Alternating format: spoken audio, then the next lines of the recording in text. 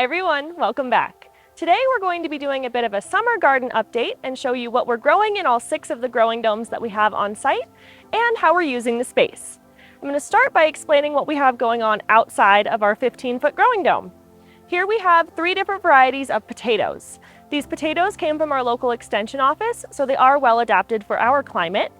And we like to grow potatoes in the exterior garden beds because they remain relatively low-lying, so they're not going to impede on your solar gain to your greenhouse. So let's head inside and see what we've done in here. We are in the process of transitioning this growing dome into more of a medicinal herbal garden. So we have lots of herbs in here, from rosemary to oregano. We have multiple types of thyme and sage.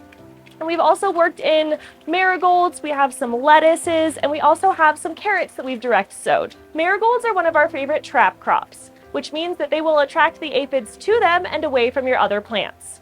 One of our favorite things about marigolds is that they can self-seed themselves. So if you deadhead your marigold, you will find that those are all of the seeds and you can replant them and grow them again. As we head over to our 18-foot growing dome, you'll notice we also have some small plants planted on the east side, and we have our pollinator garden. This is full of bee balm and sunflowers, which help to attract pollinators to our greenhouses. And we also have some more potatoes growing outside of here. This is the greenhouse where we have utilized the straw bale gardening method. And as you can see, we have noticed some sinking, which is to be expected. As the straw continues to decompose, this is going to happen. What we've decided we're going to do is wait until these summer crops have finished off, and that's going to be mostly like our lettuces, peppers, our herbs, and things like that. And then we're going to top the raised beds all the way to the top with a raised garden bed mix. A lot of the plants that are in here that will survive throughout the fall are nightshades, like our tomatoes, and those don't mind being buried, so shouldn't be any kind of an issue. The one thing that we've noticed in this greenhouse that we don't have in any of our other domes is a fungus gnat problem. So we are utilizing a few different methods to combat that. We believe it's due to the straw bales and how they are decomposing. The fungus gnats really seem to enjoy that. So something to keep in mind if you try this out for yourself. We also have our hydroponics table, which looks a little bit different than it did in the last video. We removed the rosemary bush that was over here just to give us a little bit more space to work with, and we're utilizing this for a lot more lettuces and greens. Now, our pond does have an excess amount of fish in it right now, and that is because we installed a new type of pond liner in our 26-foot growing dome, and so we had to relocate the fish that were in there during that process. So now I need to go fishing and get some of these fish so that we can put them back into the 26-foot growing dome. Otherwise, the pond looks really great. All of our pond plants look really nice and healthy, and our floating islands are also doing really well.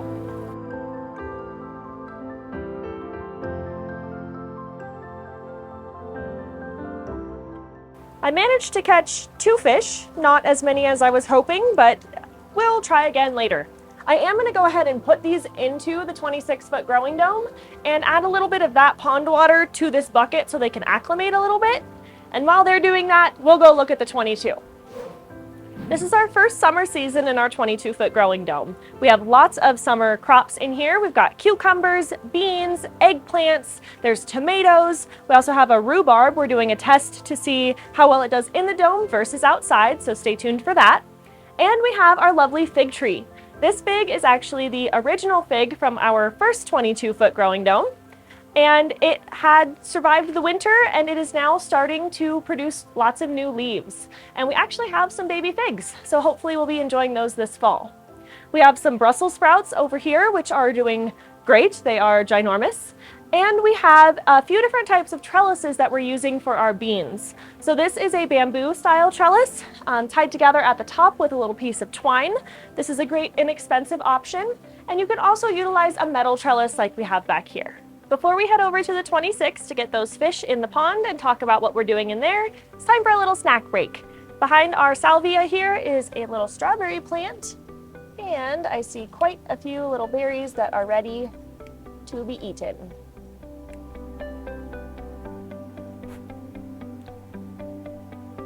Delicious!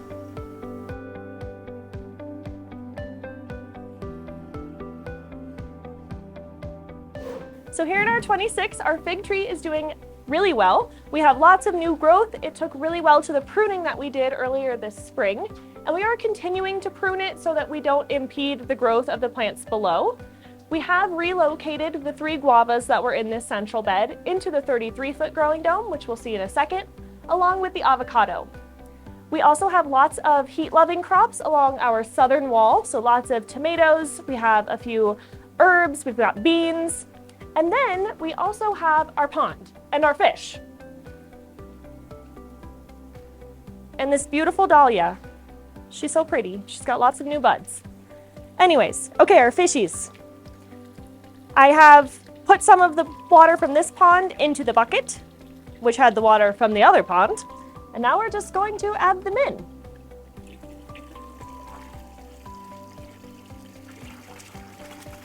We are gonna get a few more of those fish out of the 18 and relocate them into the 26, but it is a process that requires a lot of patience, and I don't have a lot of time right now because I have to go show you the 33.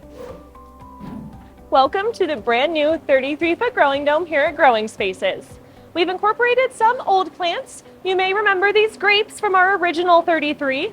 They were positioned in almost the same spot and kind of trellised along the south side. Here we've decided to create a grape tunnel, so hopefully they will tunnel over and kind of create a fully enclosed space, which will be really fun. We do have a lot of small plants started in the beds, so those will fill in here in the coming weeks. Here is the avocado that came out of the 26, and I do want to remind you that there is a learning curve with gardening. I've never tried to grow an avocado before, and it turns out I was overwatering this guy. So I did cut off a lot of the leaves that were showing a lot of signs of browning, and I'm utilizing a moisture meter so that I don't continue to overwater it. Along the south and east sides, we do have trellises that will have beans on them. And here we have our pollinator window. This is a new product that we'll be launching soon, and I'm going to place a few bee-friendly plants on the outside to help entice them to come in through the shutter.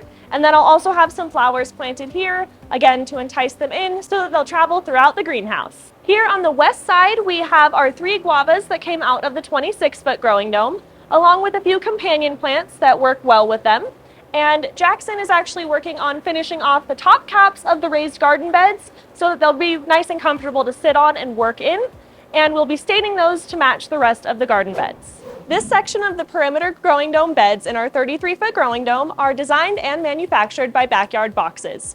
You can check out all of the different design options for interior and exterior layouts for all of our growing dome sizes at shop.growingspaces.com under the Accessories tab. There's 14 different colors to choose from, and they come pre-assembled and are really easy to install. We have opted to install some electrical components in the 33, so we are working on running electrical conduit so we can get rid of the extension cords. But up in our 42-foot growing dome, we have lots of tomatoes and peppers. This growing dome features a lot of tomatoes, we have peppers, we're utilizing the vertical space to our advantage, and all of the produce that's grown in here gets donated to our local community kitchen. If you'd like to see any of these greenhouses in person, we would love for you to come by and take a tour. You can give us a call at 1-800-753-9333, or you can use the form that I'll have linked down in the description box below. Thank you so much for watching, and we'll see you soon.